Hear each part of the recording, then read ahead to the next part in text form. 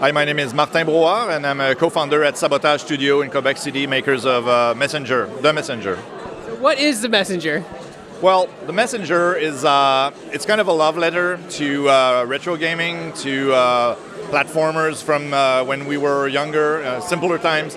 But it's also a game that's actually going to bring a lot of surprises. So we like to play with players' expectation at Sabotage. So people are like, okay, this is probably an homage to Ninja Gaiden, obviously because of the Ninja team and the graphics and the gameplay. But very quickly people notice that there's some kind of weird humor in there, and that it brings some mechanics that you don't expect. Like for example, a talent tree that makes you upgrade your character. Then you get a wingsuit, you get a grappling hook.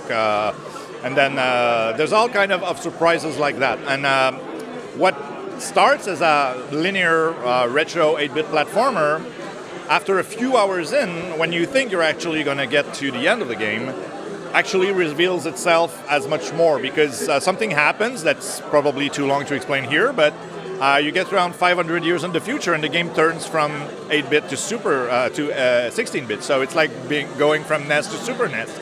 And so all of the graphics, the animation, the sound, the music is changed from 8-bit to 16-bit. So what happens then is that you figure out that all along there was a Metroidvania game under your nose. So now you go back, you explore different areas of the game, and it makes for a much bigger and surprising gameplay experience than what you initially thought.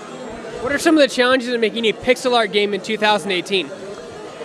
I don't know. I mean, I'm not a programmer. I'm not an artist. I'm more the executive producer type. So the team would be better to tell you that. But I would say that it's important for us to really feel the way that the game used to be back then, but with modern mechanics and modern control. So basically, even though the art is very legit NES things that we did with Unity, we had to probably do some modification to the engine, because the physics of a modern engine don't feel like retro games. So if you want to have pixel perfect gameplay and tight controls, it's really important to do these corrections to that, so that it feels like that. But also, it's the fact that some of the mechanics of the older games, they don't age that well. So what we do is we bring the retro aesthetics, but we also bring the modern game design that we've been learning over the last 20 years. So that's the part where we actually it feels like a retro game, but it also has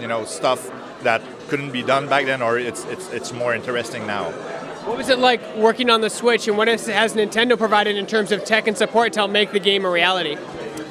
I really couldn't say, because my programmers would talk to you about it. But it was, I would say, for our team, which are very experienced game developers, working in Unity, I believe it was relatively simple to bring our build to the Switch. We're not done yet. There's still a lot of work to do, but so far, so good. When did your game come out, and what other platforms will it be on? Right now it's PC and Switch. We'll probably announce other console later on, but for now it's scheduled to release at the end of summer 2018 on PC and Switch.